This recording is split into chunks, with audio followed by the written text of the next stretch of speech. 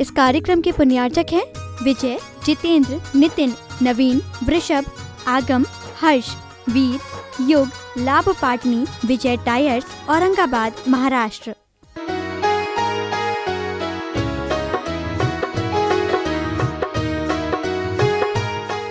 चाहे जैन हो चाहे अजैन हो, लेकिन एक आत्मा को तो कम से कम नमोकार मंत्र से जोड़ेंगे।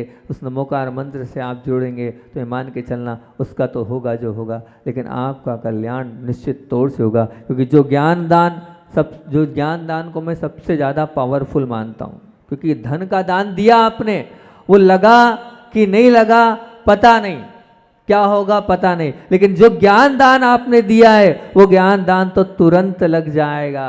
बिल्कुल आपने यहाँ दिया और वहाँ आपके खाते में पुण्य जमा हो गया। ये मान के चलना सच्चा दान ज्ञान दान है। पैसा तो सब जगह मिलता है, लेकिन समर्पण के साथ, भक्ति के साथ, आस्था के साथ सिखाना, पढ़ाना और समय देना, ये बहुत बड़ी बात है। पढ़ना और पढ़ाना दोनों स्वाध्याय में आएगा, और स्वाध्याय कर रहे हैं मतलब आप तप कर रहे हैं, और तप कर रहे हैं मतलब तपसा निर्जरा च। आप जो पाठशाला पढ़ा रहे हैं, जितनी देर शिक्षिकाएं या शिक्षक बैठे हैं वो पाठशाला पढ़ा रहे हैं, उतनी देर तक एक साथ दो काम होंगे। दो मतलब कर्म का बंध भी रुकेगा और कर्म जितने उतने झड़ते भी चले जाएंगे। जितनी देर आप आधा घंटा, पौन घंटा, एक घंटा जब आप पाठशाला में बैठे हैं पढ़ा रहे हैं, उतनी देर कर्म क्या हो रहा है, क्योंकि संवर निर्जरा दोनों एक साथ चल रही, तपसा निर्जरा, एक तरफ तो रुक रहा है और एक तरफ निकल रहा है। ये कार्य आप लोग कर रहे हैं, इसलिए बहुत पुण्यशाली जीव हैं आप लोग।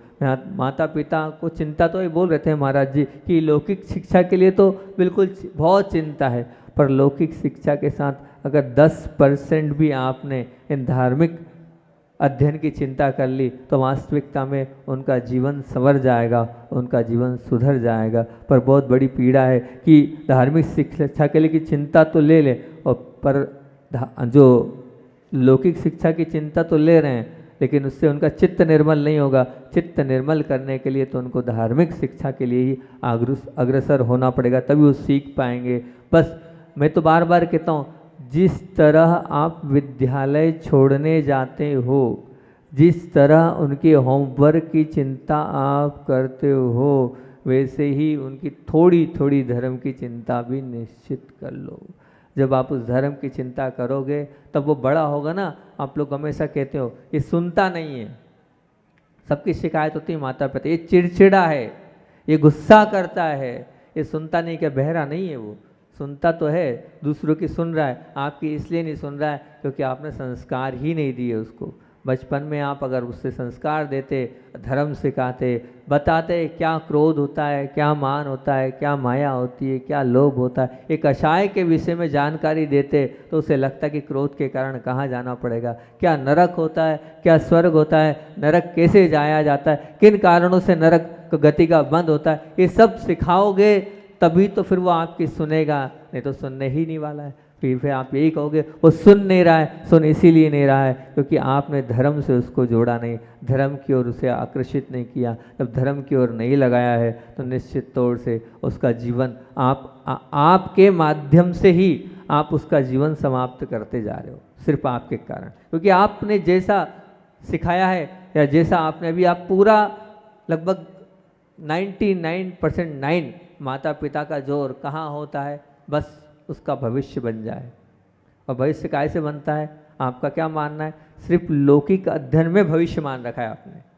वो लौकिक पारलौकिक अध्ययन, तो उसका पारलौकिक अध्ययन मतलब क्या? धर्म का। पारलौकिक अध्ययन क्या मतलब? वो जो आप भाग पढ़ाओगे वो लौकिक कोई सब कुछ मान रहे हो, लेकिन वो लौकिक से वो पावन और पवित्र नहीं बनने वाला है। पावन और पवित्र बनने के लिए तो उसको काय की पाठशाला में आना पड़ेगा, प्रयोगशाला में आना पड़ेगा, और पाठशाला में ही आना पड़ेगा। और दूसरी बात, समय तो हो रहा है अपना, ठहराव और बदलाव लाने की प्रयोगशाला है पाठशाला। ठहराव और बदलाव लाने की पाठशाला है क्या? प्रयोगशाला है पाठशाला। ठहराव और बदलाव की टकशाला है पाठशाला।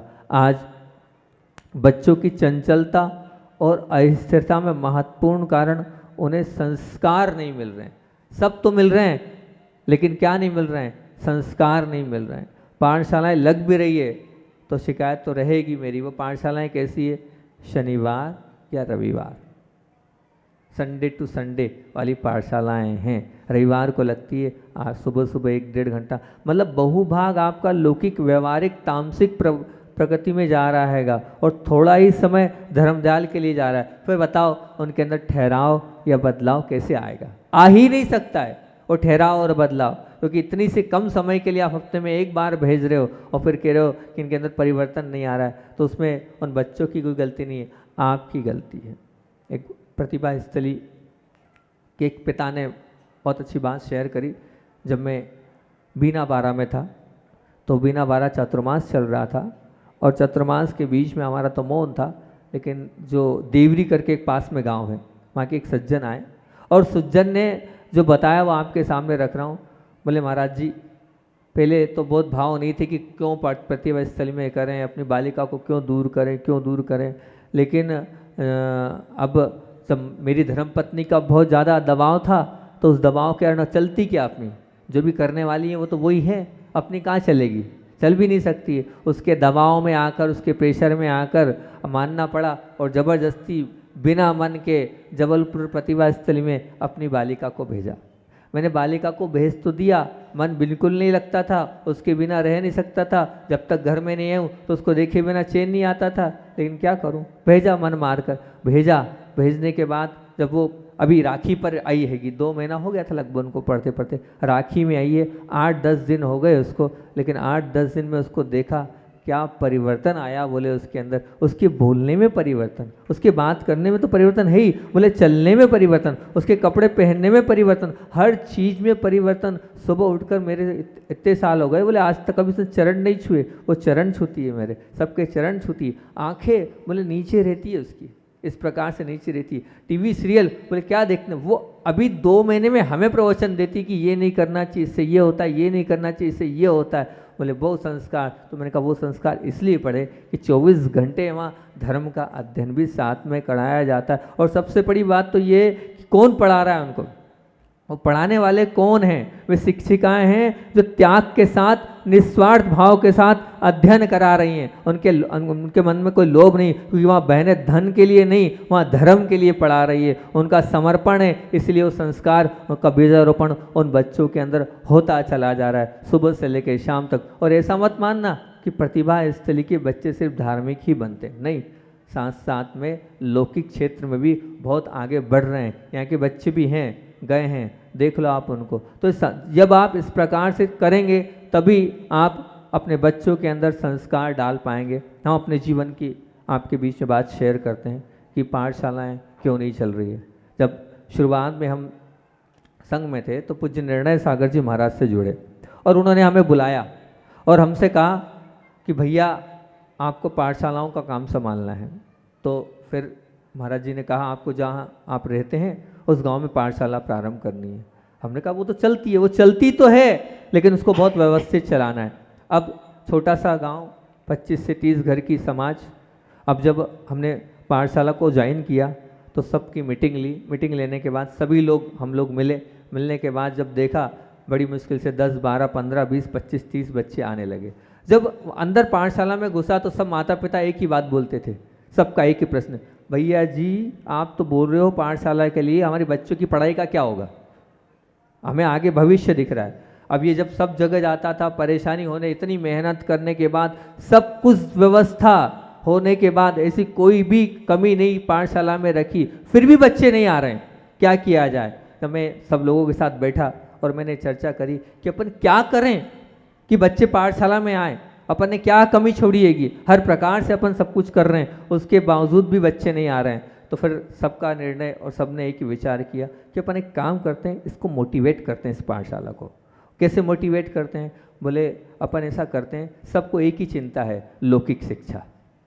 एक ही चिंता है हर पेरेंट्स को कि लौकिक शिक्षा। हाँ, मैंने कहा ठीक, तो क्या करना चाहिए? बोले लौकिक शिक्षा के लिए सबसे अच्छा तो अपन एक ये काम करते हैं कि अपन 2 से ढाई घंटे की पाठशाला रखते हैं और 2 घंटे अपन उसमें रखेंगे लौकिक शिक्षा और आधा घंटे रखेंगे अपन कौन सी शिक्षा? धार्मिक शिक्षा। अपन एक काम करते कि अपन 2 शिक्षक लोग हैं उनको बुलवाते पेमेंट बेस पे और उनको 2 घंटे वो पढ़ाएंगे लौकिक, धार्मिक तो ठीक है, शैक्षणिक करेंगे। जब ये प्रारंभ करी तो बहुत अच्छा रुझान आया। रुझान आने के बाद बच्चे आने लगे, हमने बाहर से टीचर्स मंगाए, और जो आप कोचिंग में भेज रहे हो वो कोचिंग हमने वहाँ दी, वहाँ प्रारंभ किया। सब पूरी टीम ने मिलकर वहाँ प्रारंभ किया। अब वो 4 सब्जेक्ट एक दिन में पढ़ाते थे और एक सब्जेक्ट जो है धर्म का आधा घंटा पढ़ाते थे। ऐसा प्रारंभ हुआ तो बहुत अच्छा लगा और पूरे के पूरे बच्चे आने लगे। तो फिर सलाह ये हुई कि इस जो पूरे परिसर में, इस चोखले में जितने विद्यालय हैं, उन विद्यालयों में अपन अजैन बच्चों को भी लें। और कौन कौन से बच्चे जो प्रतिभाशाली बच्चे हैं, उनमें से फर्स्ट जो आए हैं 3-3, 4-4 बच्चे, सब विद्यालयों से अपन लें। अब सब विद्यालयों में गए, सब विद्यालयों से जो उनकी फर्स्ट क्लास के बच्चे आए, चाहे जैन हो चाहे अजैन हो, सबको बुलाया, लिया, एक शिविर एक पूरा उसको आयोजित किया। और फिर उसके बावजूद पूरे बच्चे इकट्ठे किए तो वो जो 30 बच्चों की पाठशाला थी, जैन अजैन इतने बच्चे ही इतने थे, छोटी समाज थी, 30-40 ही बच्चे थे। और वो जो पाठशाला थी जिसमें जैन अजैन सब बच्चों को बुलाया, 2.5 से 3 घंटे की वो पाठशाला चलती थी। वो बच्चे हो गए 250 से 300। वो बच्चे कितने हो गए? 250 से 300 बच्चे हो गए उस पाठशाला में। और उसमें क्या हुआ, वो लौकिक शिक्षा के लिए हमने विद्यालय के जो टॉप टीचर थे उनको बुलवाया। पैसे की कोई कमी नहीं, देने वाले देते हैं, आप तो लेने वाला चाहिए। आप ले सकते हैं तो देने वाले में कोई कहीं कमी नहीं है। वो जो शिक्षक बाहर कोचिंग पढ़ा रहे थे, भैया जी ने बुलाया है, समाज के निवेदन पर बुलाया। वो सब शिक्षक अंग्रेजी के, जैसे सबसे बड़ी दिक्कत थी अंग्रेजी, तो अंग्रेजी की कोचिंग अलग से रखी। अंग्रेजी को पढ़ना, अंग्रेजी को बोलना, अंग्रेजी को किस प्रकार से करना है, उसके लिए बड़ा रुझान था।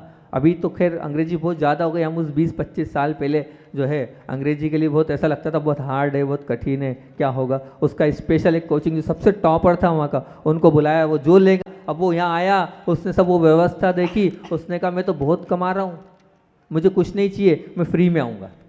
वो जो टीचर जहाँ उस ज़माने में 10-10 हज़ार 5-5 हज़ार लगते थे उसके, वो ये बोल रहा था मैं फ्री में आऊँगा। और उसने अंग्रेजी वहाँ पढ़ाना प्रारंभ किया और अपने आप बच्चे बढ़ते चले गए। और फिर उसके बाद गाड़ी की व्यवस्था करी हमने, वहाँ के नहीं आसपास के गाँवों के बच्चे भी आने लगे, गाड़ियाँ भिजवाते थे, जैसे अभी हाल आपके नासिक अपने गजपंथा वाले कर रहे हैं, ऐसी व्यवस्था वहाँ भी करी थी। और आसपास के बच्चे भी आते थे और पूरे 7 दिन व्यवस्थित वो पाठशाला चलती थी। फिर उसके बाद सांगानेर से 2 शिक्षकों को बुलाकर वहाँ पर धार्मिक के लिए वो और बाकी कोचिंग के लिए, मतलब लौकिक के लिए दूसरे शिक्षक रखे थे। और बहुत अच्छे से सुचारू रूप से वो पाठशाला चली। बाद में जब हम नहीं रहे तो अब इस तरफ आ गए, मुनि बन गए, तो धीरे धीरे ढीले पड़ गए। कोई तैयार, हमारी गलती ये थी कि हम कोई अच्छा व्यवस्थित व्यक्तित्व वहाँ तैयार करके नहीं आए, पूरा हम कर रहे थे। तो हम करने के कारण वो बाद में ढीली पड़ गए। लेकिन एक ये आप पता कर सकते हैं, वहाँ पूछ सकते हैं कैसी वो चली थी, उसका पूरा मंगा सकते हैं।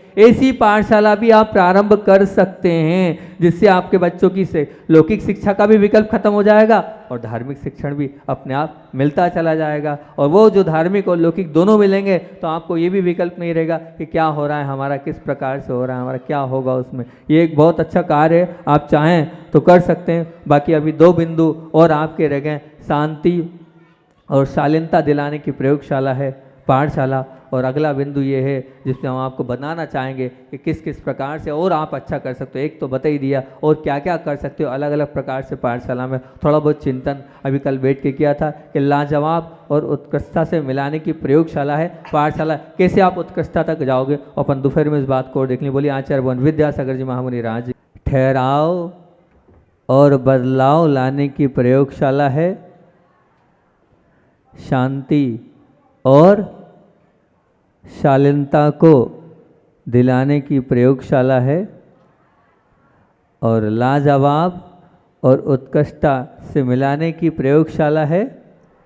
इस पर अपनी बात सुबह अपन ने प्रारंभ करी थी और पावनता कर बात करी थी। पावन और पवित्र वही होता है जो पापों से निकलकर पुण्य की डोर के बंधन से जीवन का प्रबंधन करता है। पाप की शिक्षा तो सब जगह मिल रही है, लेकिन पुण्य की शिक्षा और उसकी परीक्षा पाठशालाओं में ही होती है। वो पावन और वो पवित्र वही बनता है जो धर्म को मानता है, धर्म को जानता है और धर्म को अपनाता है। और इसमें अपन ने सुबह बात करी थी कि पावनता और पवित्रता की दुकान है पाठशाला। पावनता और पवित्रता दुनिया के किसी भी दुकान पर नहीं मिलती है, उसके लिए तो इस धर्म की दुकान पर आना पड़ेगा। और उस दुकान पर क्या मिलता है? पहला भाग, दूसरा भाग, तीसरा भाग और चौथा भाग। जो आपके भाग्य को बदल दे वो क्या भाग कहलाता है? पहला भाग मतलब भाग पढ़ने से आपका भाग्य बदल जाएगा। पहला भाग आपके भाग्य को बदलेगा, दूसरा भाग आपके भाग्य को सद्भाग्य में बदलेगा, तीसरा भाग आपके भाग्य को सौभाग्य में बदलेगा और चौथा भाग आपके भाग्य को महासौभाग्यशाली बनाएगा। आपने भाग्य को बदलना है, सद्भाग्य और सौभाग्य और महासौभाग्यशाली बनना है, तो इस पाठशाला के इस पुण्यशाली कार्य में आपको शामिल होना पड़ेगा, अपने बच्चों को भेजना होगा। दुनिया की सारी शिक्षाएं धन से प्राप्त होती है, लेकिन परंतु ये भाग की शिक्षा काय से प्राप्त होती है? भाग्य से प्राप्त होती है। भाग्य होगा तभी आपको मिल पाएगा। इन भागों को जो नहीं पढ़ पाया वो भाग्यहीन है, उसके अपने जीवन में अभी क्या है, वो अभागेपन से ही वो अपना जीवन जी रहा है। और जिन्होंने जीवन की प्रारंभिक अवस्था में इस भाग को पढ़ा है वो आगे जीवन को अलग अलग भागों में बांटता चला जाएगा। भाग से ही, अर्थात क्या था भाव, कि भाग से ही जीवन का सही विभाग करते हुए त्याग और तप से विभाजन करने वाला जीवन वो जी पाएगा। ये भाग ही हमारे जीवन में त्याग के विभाग को करने वाले हैं। ये भाग ही हमें शरीर और आत्मा से अलग कराने वाले हैं। जिन्होंने इन भागों को पढ़ा है वो कभी भटकेगा नहीं, अटकेगा नहीं, लटकेगा नहीं। वो जीवन के हर मोड़ पर सच्ची श्रद्धा के साथ टिके रहेगा, लगे रहेगा सच्चे देव शास्त्र गुरु के चरणों में। और सुबह ये बात भी बोली थी कि अपने जीवन में कम से कम एक बालक को या एक बालिका को कम से कम नमोकार मंत्र पढ़ा देना, नमोकार मंत्र सिखा देना, वो जीवन भर आपको उसका पुण्य मिलता चला जाएगा। और जो लोग पढ़ा रहे हैं वो सुबह नहीं आए थे, वो मैंने बोला था जो लोग पढ़ा रहे हैं और जो पढ़ रहे हैं, पढ़ना और पढ़ाना दोनों स्वाध्याय, और स्वाध्याय क्या है, तप है, और तप के माध्यम से संवर और निर्जरा दोनों दुकानें आपकी चालू है। और फिर अपन ने ठहराव और बदलाव की बात करी थी। बदलाव क्यों नहीं आ रहा है? उसका कारण यही है कि लौकिक शिक्षा के लिए इतना समय और हमारी इस पारलौकिक शिक्षा के लिए आप थोड़ा समय दे रहे हैं। प्रतिभा स्थली का वो उदाहरण भी सुनाया था, कैसा वो परिवर्तन आया। और फिर मैंने अपने जीवन का, स्वयं के जीवन, हम लोगों के बीच में जो घटना घटी थी वो भी आपको बताई थी कि पाठशाला चलाई लेकिन नहीं चली। फिर उसको कैसे किया मोटिवेट और कैसे नया रूप दिया, तो सब बच्चे उसमें बुलाए, कौन सी पढ़ाई चालू करी, शैक्षणिक प्रारंभ किए। उसमें 4 पीरियड जो है शिक्षा के लिए और एक जो लिया, कैसा लिया, धर्म का लिया। 5 पीरियड में हमने बाहर से शिक्षकों को बुला के पढ़ाया और वो 1 2 नहीं 3 नहीं 200 से 250 बच्चे आने लगे। और उसमें जैन अजैन सबको लिया, 40 30 40 तो जैन और बाकी अजैन बच्चे। वो भी कौन से, हर विद्यालय में जो टॉप फर्स्ट आते हैं उन 3 4 4 हर क्लास के बच्चों को छांटा। उसमें 5 6 विद्यालय थे, अपने आप हर एक में 20 25 हो गए और पहली से 10वीं तक 200 250 बच्चे हो गए। इस प्रकार से आप लोगों के बीच में बताया था, क्योंकि एक ही कारण है पाठशाला में नहीं आने का, और वो क्या कारण है, सिर्फ और सिर्फ आपकी पढ़ाई। तो उस पढ़ाई को ही आप ले लो ना, क्या बात आएगी। उस पढ़ाई को आप अगर आपकी पाठशाला में ले लोगे तो माता पिता का भी विकल्प खत्म और आपका भी विकल्प खत्म। दोनों चीज़ एक साथ आप दे सकते हैं, कर सकते हैं, करें तो बहुत अच्छी बात है। और तीसरी बात, शांति और शालीनता की प्रयोगशाला है पाठशाला। पूरी दुनिया शांति के पीछे भाग रही है।